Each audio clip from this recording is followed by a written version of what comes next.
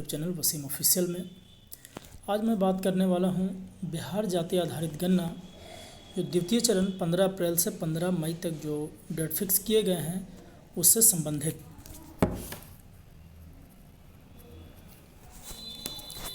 इसमें एक स्थिति ऐसा भी हो सकता है कि यानी कि यहाँ पे लिखता है बिहार जाति आधारित गन्ना दोहरी गन्ना, यानी सरकार ने विशेष रूप से इसके बारे में ट्रेनिंग भी देगी और चर्चाएं भी हैं कि किसी भी परिस्थिति में एक व्यक्ति का गन्ना दो जगहों पर ना हो।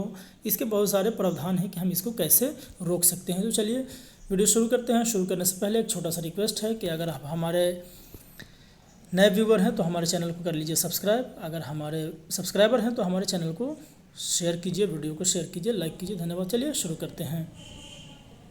प्रथम चरण के कार्य का विश्लेषण कहता है गृह संख्या का निर्धारण एवं संक्षिप्त गृह पंजी को तैयार किए जाने का कार्य सफलतापूर्वक 7 जनवरी 2023 से 21 जनवरी 2023 तक पूर्ण कर लिया गया। सभी जिले से प्राप्त अंतिम आंकड़ों का विश्लेषण किया गया और पाया गया कि कुछ जिलों चार्ज में अनुमान के अनुरूप तो कुछ जिलों और चार्ज में आंकड़ों में अंतर अधिक है। प्रथम चरण में पूर्ण आच्छादन के उद्देश्य में कुछ जगहों पर अनुपस्थित परिवारों और अस्थायी रूप से प्रवासित परिवारों को भी संक्षिप्त मकान सूची में जगह मिल गई है। कहता है अंतर के संभावित कारण, यानी कि अंतर कैसे हो सकता है, डेटा का अंतर यानी कि जो डिफरेंस है वो कैसे हो सकता है। कहता है जनगणना कार्य से बेहतर कवरेज, परगणक पर्यवेक्षक, चार्ज अधिकारी एवं जिला अधिकारी द्वारा यह कवरेज प्रमाण पत्र दिया गया कि क्षेत्र का संपूर्ण कवरेज किया गया।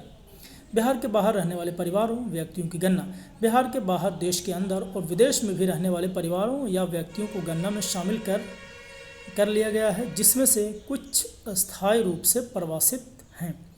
कुछ परिवार व्यक्ति का एक से अधिक स्थानों पर गणना, परगणक पर्यवेक्षक एवं चार्ज अधिकारी से यह प्रमाण पत्र लिया गया है कि किसी भी क्षेत्र या व्यक्ति का दोहराव न हुआ हो, परंतु संभव है कि कुछ परिवार या व्यक्ति का गणना एक से अधिक स्थानों पर हो गई है। दो स्थानों पर गणना को रोकने के उपाय, क्या उपाय कर सकते हैं कि जिससे हम दो स्थानों पर गणना को रोक सकते हैं।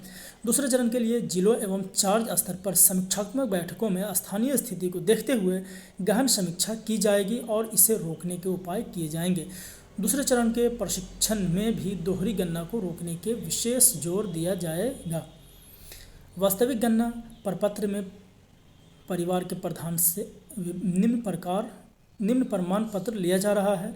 मैं घोषणा करती हूँ कि मेरे द्वारा परिवार के संबंध में जो उपरोक्त सूचना दी गई है वह मेरी जानकारी में विश्वास में सत्य है और मैं इसमें किसी सदस्य की गणना अन्यत्र नहीं कराई गई है। यानी कहता है कि जो भी परिवार के पास आप जाएंगे गणना के लिए तो उनको एक शपथ पत्र भरवाना है, यानी कि जो भी मैंने अपने परिवार के बारे में जानकारी दी वो सत्य है ना। कहते हैं दो स्थानों पर गणना को रोकने के उपाय, वैसे परिवार जिनका गणना क्षेत्र या गणना क्षेत्र से बाहर एक से अधिक निवास हैं और उनकी प्रविष्टि प्रथम चरण में हो गई है तो उनकी गणना मात्र एक निवास पर की जाएगी और अन्य निवास पर परिवार नहीं रहता है प्रपत्र पर लिखा जाएगा। मोबाइल ऐप में भी यह सुविधा उपलब्ध है। हमारे वीडियो जो मोबाइल ऐप से संबंधित है आप हमारे चैनल पर देख सकते हैं, वहाँ से भी समझ में आ जाएगा। यानी कि परिवार नहीं रहता है का ऑप्शन ऐप में देखने को मिलेगा। फिर कहता है वैसे परिवार जिन्हें संक्षिप्त मकान सूची में अनुपस्थिति के बावजूद पूर्ण कवरेज के उद्देश्य से डाला गया कि द्वितीय चरण में वे परिवार उपस्थित रहेंगे। यदि वे द्वितीय चरण में अनुपस्थित हैं या अस्थायी रूप से प्रवासित हैं तो परिवार नहीं रहता है प्रपत्र लिखा जाएगा। मोबाइल ऐप में भी यह विकल्प दिया गया है। यानी कहता है कि हम जब पहले चरण में गए थे तो पता चला कि ये घर में आदमी तो हैं लेकिन अभी फ़िलहाल जो है यहाँ नहीं है, कलकत्ता है, दिल्ली है, कहीं रहते हों। लेकिन हमने ऐसा किया कि ये आशय के साथ हमने वहाँ पर परिवारों की संख्या दर्ज कर दिया कि वे द्वितीय चरण के समय में आ जाएंगे, लेकिन स्थिति ऐसा हुआ कि वो द्वितीय चरण के समय में भी परिवार यहाँ उपस्थित नहीं है। तो उस स्थिति में हम गणना मकान में लिखेंगे परिवार नहीं रहता है का विकल्प चुनेंगे। यदि किसी परिवार के सदस्य एक से अधिक स्थानों पर परिवार के द्वारा संख्या जुड़वाया गया हो तो परिवार से पूछकर परगणक द्वारा उसे चिन्हित किया जाएगा और उसकी गणना एक स्थान पर ही की जाएगी, ये सुनिश्चित कर लेना है। यदि परिवार का कोई सदस्य अस्थायी रूप से प्रवासित है तो उसकी गणना नहीं की जाएगी। यानी बिहार से कहीं दूसरे जगह चला गया हो अस्थायी रूप से, यानी परमानेंट यहाँ से कहीं चला गया हो, मूव कर गया हो तो उसकी गणना नहीं की जाएगी।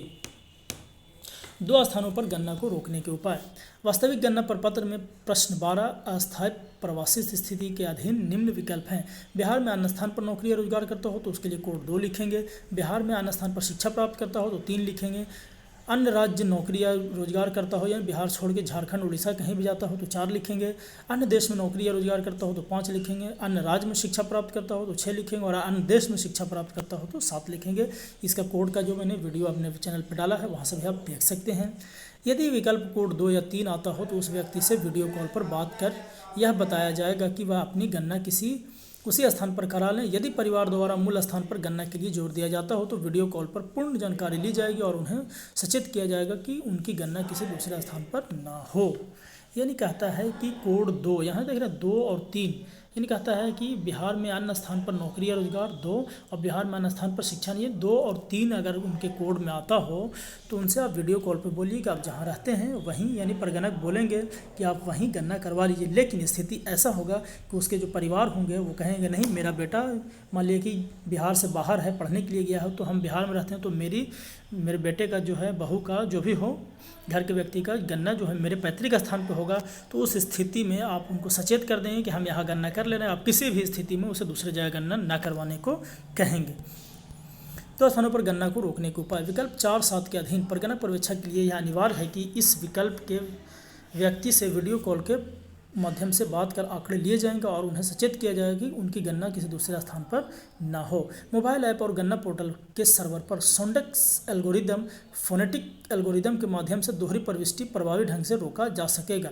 इसका प्रावधान करने का विभागीय निर्देश दिया गया था और इसका प्रावधान कर लिया गया है ना। यानी सोंडेक्स यानी कि आवाज़ से भी जो है वो पता चल सकता है वीडियो कॉलिंग के माध्यम से। गणना कार्य में दोहरी प्रविष्टि या बाहरी व्यक्तियों की प्रविष्टि को सरकार बहुत गंभीरता से लेगी। इसीलिए परगणक पर्यवेक्षक जांच पदाधिकारी की विशेष जिम्मेवारी है कि इसे रोका जाए। मोबाइल तकनीक से चिन्हित होने पर कार्रवाई भी हो सकती है। यानी कहता है कि आप किसी भी परिस्थिति में बिहार के बाहर के व्यक्तियों को इस जाति गणना में आप उनको जगह नहीं देंगे। अगर ऐसा होता है तो सख्त कार्रवाई का प्रावधान भी है।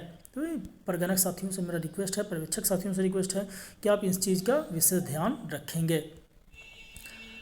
अब कहता है बिहार जाति आधारित गणना ऐप का यूज़र इंटरफेस इस तरह का होगा। देखिए इस तरह का आप ऐप का यूज़र इंटरफेस हमारे यूट्यूब चैनल पे आप देख सकते हैं, वसीम ऑफिशियल में इस तरह के होंगे। देखिए यहाँ पे लिखा हुआ है ना,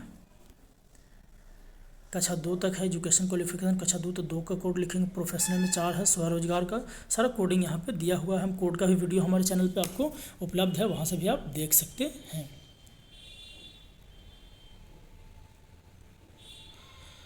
ये ख़त्म हो गया। यहाँ पे कहता है, देखिए एक चीज़ हमने कहता है जब आप मोबाइल ऐप का इस्तेमाल करेंगे तो किसी भी परिस्थिति में फाइनल सबमिट पूरा आश्वस्त होने के बाद ही करेंगे। यानी कि जब तक आप आश्वस्त नहीं होंगे तब तक आप फाइनल सबमिट नहीं करेंगे, उसे ड्राफ्ट में संयोग कर रखेंगे ताकि किसी तरह को उसमें सुधार की आवश्यकता हो तो आप आसानी से उसे सुधार कर सकते हैं। तो इस वीडियो में यहीं तक तो इजाज़त दीजिए। हम फिर अगले वीडियो में मिलते हैं आपसे एक नए टॉपिक के साथ। तो एक छोटा सा रिक्वेस्ट है कि हमारे चैनल को कर लीजिए सब्सक्राइब।